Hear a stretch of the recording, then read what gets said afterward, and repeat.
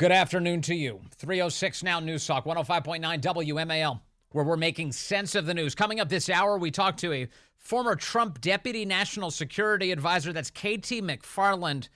She'll join us as a number of issues all across the planet, all flaring up at once, and Joe Biden right at the center of all of them. KT reacts. Mike Davis is here at 4 o'clock. He just filed a complaint against a federal judge out of control on cable news this week. Mike will react to that. Michael Bastash is here at 4:30 from the Daily Caller News Foundation as Joe Biden drained our emergency oil reserves, and now he won't refill them for election reasons. We'll explain. And coming up at 5:30, Sal Mercogliano is going to be with us.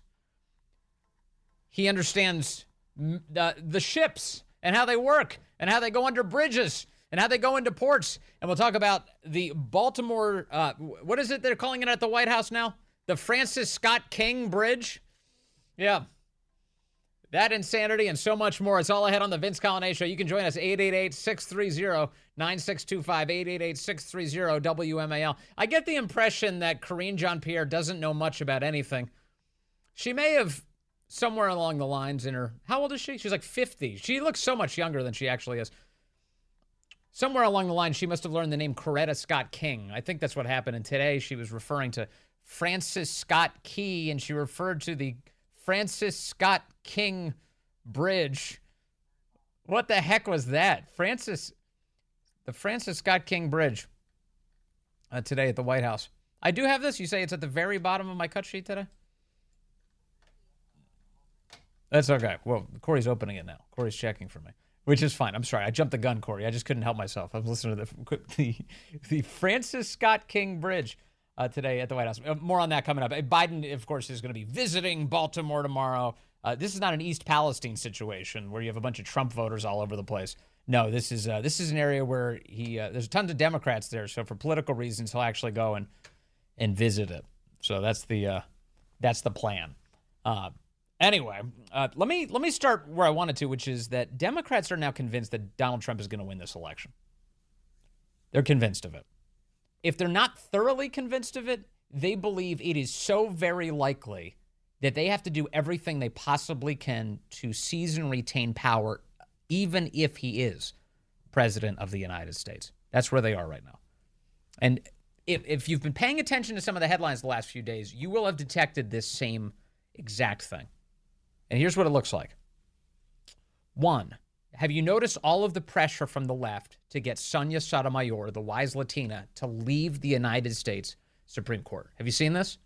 It is everywhere. Lefties are beginning to, like they do at these drum circles at various protests, all start to bang the drum in unison that she must go. Sonia Sotomayor. They do not want another Ruth Bader Ginsburg.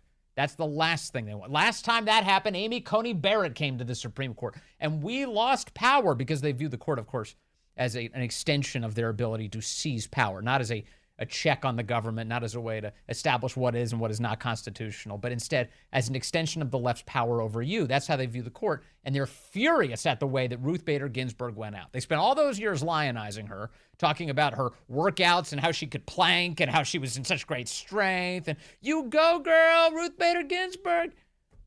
And then when she kicked it at the wrong time, the knives came out. They despise her. And her legacy to the left is that she failed them.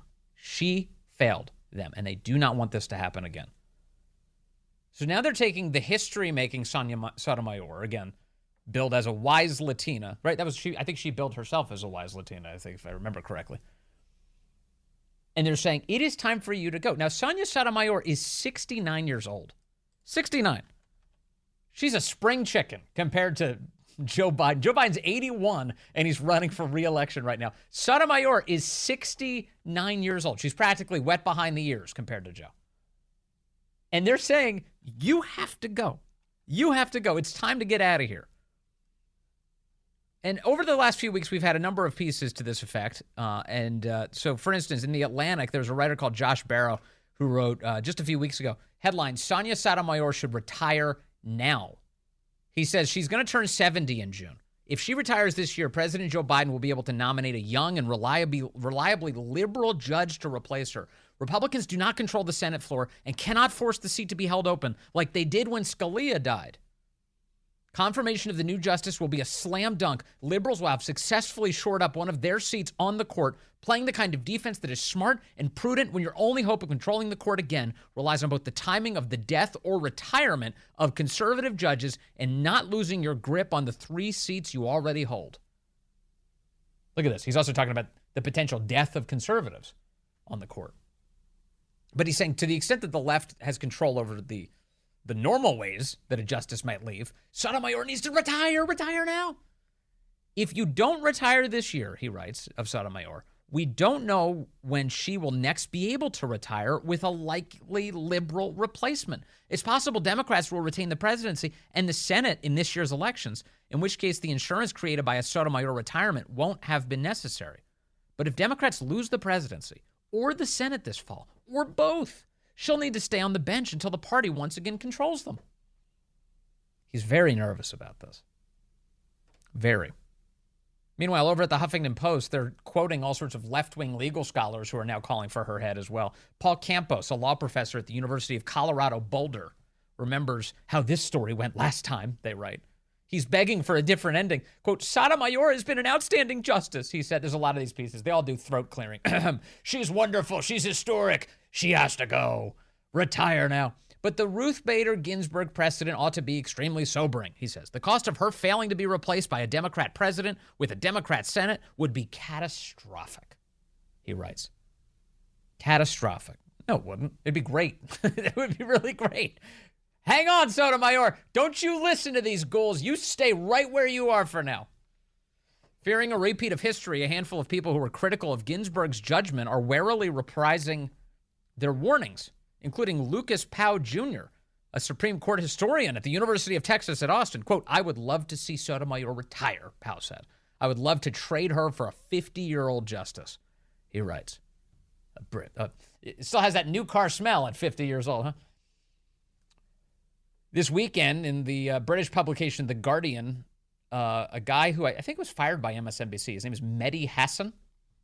Mehdi Hassan said this, not to be confused with the great Hassan family, by the way. My boys, the Hassans. No, they're spelled differently. That's Hasson, great Americans. No, this guy, Mehdi Hassan, says, for the sake of all of us, Sonia Sotomayor needs to retire. He says, it pains me to write these words, but I believe it is time for Sotomayor to retire. He says, remember, RBG had cancer. She refused to quit the court despite calls to do so from leading liberals during Barack Obama's second term in office. And, of course, the rest is history there. And then he says, with Joe Biden trailing Trump in several swing states and Democrats also in danger of losing their razor-thin majority in the Senate, are we really prepared for history to repeat itself? Sotomayor will turn 70 in June. He panics. Joe Biden's 81. I just want to, again, remind you of this detail. Biden is 81 years old. They're panicking. Sotomayor's going to turn 70, he says. Of course, only Sotomayor knows the full status of her health. Still, it is public knowledge. She has had type 1 diabetes since she was 7. She's had paramedics called to her home, and she's the only sitting justice to have reportedly traveled with a medic. All right, let me pause on this because this is something I know at least a little bit about. I have family members who have type 1 diabetes. It's different. Type 2 diabetes typically manifests itself, and people are older and have some weight on them. Type 1 is normally referred to as juvenile diabetes or juvenile diabetes. Meaning it often manifests itself in kids. It's when your body doesn't produce insulin. So you've got to start taking insulin so that your body has it to interact with the sugars that are going into your body. And you have here Sotomayor, who's been a type 1 diabetic since she was 7 years old. She's now 69. Apparently, paramedics have at some point been called to her home. I didn't look up the news story on that, but my guess it was probably some sort of diabetic reaction, which does happen among people with diabetes. And that's how it goes. That's not the most unusual thing in the world. It's not a catastrophic thing. Now, should she be on guard for her health? Sure. But Mehdi Hassan is bringing it up right now as a justification for why she should retire, because she's had this lifelong affliction of type 1 diabetes. Well, she should probably retire now. Well, she's had it since she was 7. What are you even talking about? This is not like Biden's dementia. This is not something that's emerged lately, although Biden's brain issues have extended for decades, I think. No, this is type 1 diabetes since she was 7 years old. And now today you have United States senators who are calling for Sotomayor to stand down, to step down. So they're following the lead of all the lefty activists in their party. And this includes, let's see, Richard Blumenthal is now saying that it's time to go, that nobody is indispensable. We all think we're indispensable. We're not indispensable. All of us have to go at some point. Now, Blumenthal is, how old is Blumenthal? Blumenthal's he's almost 80 himself. He's 78 years old. Okay. Blumenthal's 70. He's saying it's time for Sotomayor to go. I love all these people. It's just all power with them. It's time for Sotomayor to go. So they've been playing clips of this. Help me out, Corey. Where's my clip of this? They've been playing clips of this on MSNBC. Thank you. And saying it is time for him to get out of here. I'm sorry, I don't have this. You have to update my cut sheet, I think. It's got a lock thing on it. I don't know why it does. But speaking with NBC's Sahil Kapoor for a story published on Wednesday, Senator Richard Blumenthal made a veiled reference to the late Justice Ruth Bader Ginsburg, saying that it's time to go. It's time to go because Ruth Bader Ginsburg ignored calls to step down. He told NBC, quote, "I'm very respectful of Justice Sotomayor. I have great admiration for her, but I think she really has to weigh the competing factors. We should learn a lesson. And it's not like there's any mystery here about what the lesson should be. The old saying, graveyards are full of indispensable people, ourselves in this body included." So now you have, and he's not alone, there are other Democrat senators who are beginning to say this. They want to get rid of her. They want to get rid of her. And now that's not the only sign that they think that Joe Biden is going to lose this cycle. Today we get some brand new information here, which is the White House has announced a plan to protect the federal government from the voters. And what I'm talking about is, remember, as Trump was heading out of office, he began to mount an effort to come up with a classification for federal workers to make it easier to fire them, because the federal government is loaded with all sorts of political activists who are very, very hard to remove. And here's the Daily Caller reporting today. President Joe Biden's administration announced a plan on Thursday to protect bureaucrats from being fired by a potential second Trump administration. The U.S. Office of Personnel Management finalized a rule that protects employees in the civil service by preventing the removal of their status and protections involuntarily, according to a press release. Under the new rule, an administration wishing to shift federal employees to a new category, making them easier to fire, would have to go through an elongated process, a move meant to be more time-consuming for a future president, Politico reports. Quote, "Career federal employees deliver critical services for Americans in every community," said OPM Director Kiran Ahuja. This is a Biden administration official. "This final rule honors our 2.2 million career civil servants, helping ensure that people are hired and fired based on merit and that they can carry out their duties based on their expertise and not political loyalty." You know what this is? You know what this is? This is an unaccountable fourth branch of government, is what it is. They're not accountable to the President of the United States. They can't be fired by the President of the United States. He is not going to be able to change their classification to make it easier to fire people who are failing to do the will of the American people. And instead, you are stuck with them. It is, in other words, what Biden is mounting right now is not an effort to stop Trump, although it is. It's an effort to stop you. The Biden administration is trying to put in place a system that will protect the federal government from voters. They do not want voters to change the people who work within the government or how the government operates, to fix it at all. You stay out of this. That's not your job. You just worry about your own stuff, stay home, use your electric car that we're forcing down your throat, and shut up. You're not changing who's working in this government. And this is, again, they're laying the groundwork here to undermine the American people. Should the American people choose Trump in November, they want to do everything they can to stop them from having their way.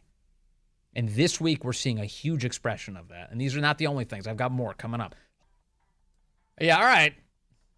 Audio's working. How exciting. Here's Karine Jean-Pierre earlier today. 6 individuals tragically lost their lives when the Francis Scott King Bridge collapsed last week. The Francis Scott King Bridge, obviously. You remember? He wrote the Star-Spangled Dream. What the hell is she talking about? The Francis Scott King Bridge. She has no idea what she's talking about. That's the answer to that question. And here is back to this issue of trying to force Sonia Sotomayor out. Here's the report over on MSNBC on how Democrat senators, to include Dick Blumenthal, would like to see the wise Latina hang it up. You know, we should learn a lesson. You know, and it's not like there's any mystery here about what the lesson should be. The old saying, you know, graveyards are full of indispensable people, ourselves in this body included. And there's Senator Sheldon Whitehouse, the second-ranked Democrat on the Judiciary Committee, who said the 6-3 court is bad enough today. Quote, run it to 7-2 and you go from a captured court to a full MAGA court. Certainly, I think if Justice Ginsburg had it to... Actually, a 7-2 court would be a court that respects the American people. It wouldn't be captured. It would be free. ...do over again, she might have rethought her confidence in her own health, unquote. You might read between the lines here and see a bit of unsolicited advice. Other Democrats, like Senator Mazie Hirono, say they have no such advice for Justice Sotomayor, who I will note has given... Even crazy Mazie Hirono thinks this might be a little too much for me to sign on to. ...no indication that she plans to leave the court. She's about to reach her 15-year milestone. Yeah, I know. She's never even talked about it. She's not... She has no plans whatsoever. They're like, no, it's time for you to go. But I like it here. I don't want... Yeah, it's time for you to go. ...on the bench this year, and nobody doubts she's currently operating at full speed. And they're probably being racist, too, as they say it to her. Hey, hit the door. Underlay. Arriba. Out the door, Sonia Sotomayor. She's like, who do you think you're talking to? One person who is not touching this is President Biden. A White House spokesman told me, quote, President Biden believes that decisions to retire from the Supreme Court should be made by the justices themselves and no one else. Sure. Now, behind the scenes, some Democrats are flabbergasted that prominent liberals aren't being more aggressive about calling on Sotomayor to go, as one Democrat put it to me. I love that. Behind the scenes, they're flabbergasted that other Democrats aren't being more public. Did you hear those combination of words? This is a bunch of cowards. I can't believe other people aren't being more public about this. Hey, you're the one who's, quote, behind the scenes doing it. Everything's underhanded with these people. Stay with us. Coming up, KT McFarland responds to the breaking news when it comes to the entire planet today. War breaking out everywhere. Joe Biden making it worse. Good afternoon. 3:35 here, News Talk 105.9 WMAL, where we're making sense of the news. Coming up, Mike Davis joins us at 4 o'clock. We've got Michael Bastash from the Daily Caller News Foundation at 4:30. And a professor of history at Campbell University and at the United States Merchant Marine Academy, Sal Mercogliano, joins us at 5:30. We talked to him about the cleanup of the Francis Scott Key Bridge. You can join us, 888-630-9625, 888-630-WMAL. Wherever there is war, Joe Biden will make it worse. That appears to be the campaign, the administration's plan. Here's Secretary of State Antony Blinken today announcing in the middle of Russia's war with Ukraine that Ukraine will now become a member of NATO. What is going on here? Ukraine will become a member of NATO. Our purpose at the summit is to help build a bridge to that membership and to create a clear pathway for Ukraine moving forward. He didn't stop there. We also held our second NATO-Ukraine Council. We reaffirmed that Ukraine's future is in NATO. Our goal now is to create a bridge to Ukraine's full membership, offering additional support and greater cooperation as Ukraine makes the reforms necessary to join the alliance. As the Secretary of State says that, there's a report this week that his own State Department has revealed that the Russian military is now almost completely reconstituted. Have you heard about this? Defense News reporting that this week, saying that Deputy Secretary of State Kurt Campbell announced at an event hosted by the Center for a New American Security, we have assessed over the course of the last couple of months that Russia has almost completely reconstituted militarily. Politico also reporting that Ukraine is at great risk now of its front lines collapsing, and that Ukrainian military officials are now saying that, quote, there's nothing that can help Ukraine now because there are no serious technologies able to compensate Ukraine for the large mass of troops Russia is likely to hurl at us. We don't have those technologies, and the West doesn't have them as well in sufficient numbers. So where does that leave us? Let's ask KT McFarland. She's a former Deputy National Security Advisor to President Trump and the author of Revolution, Trump, Washington, and We the People. KT, welcome back. Oh, pleasure to be with you, although scary times. Very scary times. So let's begin with the Secretary of State, Antony Blinken, today announcing that Ukraine will join NATO. What does that mean? Well, first of all, they can't. All right, if you look at the NATO charter and all the articles and what conditions countries have to meet to accede to NATO membership, Ukraine doesn't qualify because a country has to have secure borders. Ukraine is in the middle of a border war with Russia. They don't have a secure border. And even if the United States were somehow, they would waive all these rules, foundational rules of NATO and say, oh, no, Ukraine, you come ahead and join, then we would have a direct NATO-Russia war. Look, I just spent a couple of days in Lithuania on the border and met with Ukrainian and Lithuanian senior officials. And they know that what's happening now is that Russia's preparing for a spring offensive, and Ukraine is going to have a hard time. Even if the United States continues the level of aid, or even if we go with more aid or more offensive weapons. And their get-out-of-jail-free card, the only thing that they seem to sort of latch onto is how does this end in Russia's complete humiliation and defeat is, well, Russia, well, you know what, we're going to have NATO enlarged to include Ukraine, and therefore the American nuclear guarantee will be over everybody. And to me, it just is, that's being very unrealistic. All that does is serve to escalate the war. But on the other hand, you don't want Ukraine to fall. So I think somebody's got to find a third way here. It's not Russia wins or Ukraine wins. It's how do you get this fighting to stop, a negotiated solution, and then over time, as Ukraine develops an economy, then, the European Union, then other countries will be eager to have it join, as opposed to joining in the middle of a war. I mean, it just seems so foolish because there's a non-zero chance under a scenario where they welcome Ukraine into NATO right now that we do enter a world war, isn't there? If we welcome Ukraine into NATO right now, it is a world war, period, because then the NATO alliance is to defend NATO members against aggression. And that means we would be entering the war. We would be joining that war. Now, there's a better way to deal with this. And it's the President Trump had it right. The reason Ukraine was not invaded by Russia during the Trump presidency is Vladimir Putin. He wanted to, sure, but he couldn't afford it. And as long as President Biden keeps oil prices high, which he does because of his energy policy, then Russia has all the money in the world to keep fighting for a really long time. It is not a surprise that the Russian military army has completely reconstituted itself. As long as oil is hovering between $80, $90, $100, $120 a barrel, it has plenty of money to fight this war. But in other words, this idea that, again, this is a Biden State Department official who says this, that it appears the Russian military is almost completely reconstituted. In other words, the American people have been lied to about the entire reason we've been involved in this. And we're giving all these resources. The idea that we're going to weaken the Russian military, that it's Ukrainian lives that are going to be lost, not American lives, that Ukraine is being supported by the United States to weaken Russia. And that literally hasn't happened. And we were lied to about this. We were lied to, and it's another forever war. And this one is President Biden's personal making. Because of his energy policy, energy prices went up. Russia has windfall profits. When Trump was president, oil was at $40 a barrel. Russia was bankrupt. It couldn't have gone to war against anybody. And now that oil is double that, in some cases it's been triple that amount, Russia has a lot of money to pursue wars. And historically, every time Russia or the Soviet Union has been rich, it's with high oil prices, it's built up its military, it's invaded a neighbor, it's had proxy wars. They're behaving exactly as predicted. And Biden has enabled it all. So for them to now say, well, the solution to all of this is not to bankrupt Russia, which is my solution, and I think President Trump's solution. The solution is now we're going to expand this war and have it be a NATO-Russia war. I think is just courting disaster. It's so crazy. All right, let me shift gears to Israel now with you, because we have breaking news today on that subject.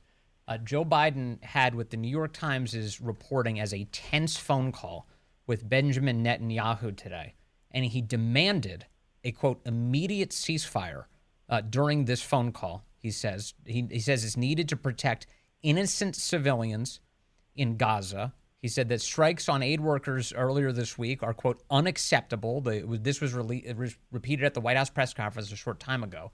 And this demand by Joe Biden towards Netanyahu follows reports from earlier this week that First Lady Jill Biden has demanded that Joe make this very call. What do you make of these developments?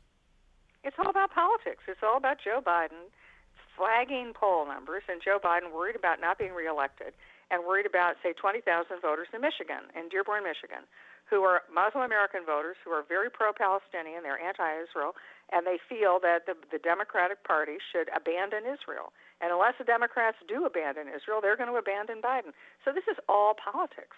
You know, it's again, it flies in the face of reality when Biden is calling, they think they're going to replace Bibi Netanyahu with a new president of Israel. And that's okay, you can do that, but guess what? Everybody in Israel is in favor of pursuing this war and destroying Hamas.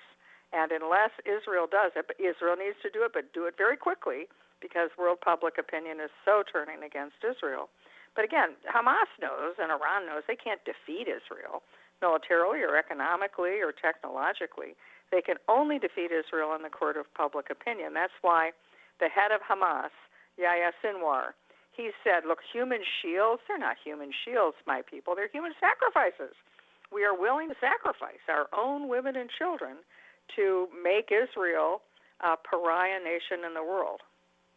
And, you know, I'm looking at this call. He has this really tough phone call. It's instantly reported by all the major news outlets. He's a very tense call, and he's threatening Netanyahu. And he said future aid depends on Israel's behavior here. So he's ready to punish the Israelis if they don't act the way that he demands. I contrast that with Joe Biden's phone call with Xi Jinping earlier this week. He had another phone call earlier this week where he sucked up to Xi Jinping, and the White House went out of it to say that it was a chance for them to have a constructive conversation. I mean, that's pretty amazing when you have China, which is helping to kill over 100,000 Americans a year by way of the opioid crisis, and he's just having a constructive conversation with him. And here he is threatening Benjamin Netanyahu. What should I make of that contrast? You should make of it is that our three main adversaries in the world, Russia, China, Iran, are looking at Joe Biden, and they're saying, we know how to push this guy around. We know how to push all of his buttons, and we are pushing hard. We're terrified that he's not going to be president, that we're going to have to face a tough Donald Trump. And so I think the United States is entering an era of several months, maybe even as much as a year, of maximum vulnerability, where all of these leaders are looking to think, well, this is my narrow window of opportunity. If I'm going to take advantage of America, now is my moment. And the minute one does, the others jump in as well, figuring a weakened president, a weakened America is a golden opportunity. They won't be able to resist. It's unbelievable. And then as far as China is concerned, you know, they listed a number of things that the two men talked about. They said they were talking about fighting narcotics production, conflict in the Middle East, North Korea's nuclear program, China's support of Russia. But not mentioned during all of this was the number of military-age Chinese nationals who are now all coming into the United States. We've had tens of thousands of Chinese men who are pouring across our southern border into the United States. China knows it's happening. They're helping it happen, and they're refusing to take them back. In other words, they stay here in the United States of America. Why wouldn't a president of the United States bring up that issue? For the same reason that this president, when he's talking to Bibi Netanyahu and when he's threatening Israel and when he's looking like he's going to make nice to the Palestinians, doesn't talk about American hostages. It's because they don't want to talk about unpleasant stuff for them. They're going to ignore it. They're going to look the other way. And again, these countries are looking at the United States and looking at Joe Biden saying, this is our moment, whether it's the Chinese president, the Russian president, or the Iranian Ayatollahs. And that's why Biden just isn't going to man up and stand up to anybody. All he'd have to do is stand up to one of them, and the others would all fall into place. But no. He's going to capitulate and appease and cajole, thinking that's the greater way to peace. how much changes should Donald Trump win this year? And I don't even mean become president yet. I'm looking back to 1980. I'm looking to Reagan getting elected, the release of the hostages in Iran, beating Jimmy Carter. What happens if Trump gets elected in November? Well, he says he's going to do two things on day one. One, close the border. That's a done deal. The other is, then this is significant because of the knock-on effects, is he's going to drill, baby, drill. He's going to take the price of oil, and because of American oil production, if we can produce fossil fuels again in an unfettered way, our energy industry dominates the world energy. We drive down the price. Russia's bankrupt. Iran is bankrupt. And at the same time, China, one of the most energy-needy countries in the world, looks at the United States, and we have an enormous amount of leverage if we control the world energy market. That's on day one. We can go on what happens on day 2, 3, or 4, but everything changes, especially with Donald Trump's energy policy. Yes, and right in this very week, we're going to be talking about this more in the show coming up, but the Biden administration has tapped the brakes on refilling the Strategic Petroleum Reserve because you've got the sky-high price of oil, and they say, well, we can't pay that rate right now. It's only going to drive up gas prices in the United States during an election year. This wouldn't be a problem if they just announced today that they were going to unleash American energy. They could fill that thing up in a second, couldn't they, KT? They could, and prices of oil would come down dramatically overnight. But the Biden administration really doesn't want lower oil prices. They have this fantasy that we're all going to have windmills and solar panels day after tomorrow. And the infrastructure is not there and won't be there for a decade. And so instead of using American energy, clean, cheap, abundant, secure American natural gas, which is in fact really good for the environment, they just have stuck to their druthers on this sort of religious mania on fossil fuels are bad for the world, even though fossil fuels are not bad for the world. Yeah, they're critical. KT McFarland, thank you as always. Nice to talk to you again, and I look forward to doing that again soon. It's just amazing. So Joe Biden apparently had a tense phone call with Benjamin Netanyahu today, threatened him, said, we're going to stop helping you unless you have an immediate ceasefire. No more aid for Israel, Biden threatening. I just imagine what that call must have been like. As Biden was trying to articulate whatever Jill and the gang was telling him to say on a phone call. Say this, now say this. And he's got notes in front of him. I guarantee you Benjamin Netanyahu was running circles around this guy. Have you ever listened to Benjamin Netanyahu speak? That guy is honestly, he's off the chart brilliant. Like you can tell he's a really smart guy. And then have you ever heard Joe Biden speak? It's crazy. So BB went to MIT and Harvard. He studied architecture at MIT, he went to Harvard, and Joe Biden almost failed out of law school at Syracuse University and then pretended he didn't. I graduated at the top of my class. No, you didn't. You graduated at the bottom of your class. Liar. Everything you say is a lie. So I know that, the left loves leaking transcripts and recordings of Trump's phone calls. Can we get a perfect call leak, please, with Biden and Netanyahu today? I'd love to hear that. I think that'd be great. I think that would assist the public very much. Phil's in Fredericksburg, calling in now on line 1. Phil, good afternoon. You're on the Vince Coglianese Show. Hey, Vince, yesterday I called in the program. I was very animated about President Trump. The first thing he should do when he gets into office is he should fire every federal head who has underwritten Joe Biden's 40 years of treason and stealing government documents and not being punished for it. I said they should all be fired. And suddenly today they try to pass a law where the president can't fire anybody. So what you got, Vince, is proof that the communist Democrats in Congress are listening to your program right now. You know something? I'm going to go with that theory, Phil. I like this theory. I think, it's not even a theory. It's just a fact. I think Phil has nailed it. What Phil's referring to is I was just sharing some news earlier in the program. The White House just announced today their plan to try and keep Trump from firing tons of federal workers when he returns to office. Remember, Trump wanted to reclassify a bunch of federal workers as, quote, Schedule F employees to make it easier to get rid of them and say, no more politics in government, no more undermining the American people. Phil calls in yesterday and goes, hey, get rid of these losers. That should be priority one. The voters want that. Let's do it. Let's knock it out. You're supposed to be responsive to the voters, right? Joe Biden listened to Phil, and he said, I can't let that happen. I got to stop Phil from getting his way. Phil, thank you for being a great American. Joe Biden is scared as hell of you and the American people voting to get rid of this stupid agenda. Mike Davis is coming up. We're going to talk to him about an out-of-control federal judge who went on national television this week to attack Donald Trump. All of these people who are supposed to be sober, thinking, like King Solomon. No, they're just emotionally incontinent lunatics. Mike Davis goes after them next.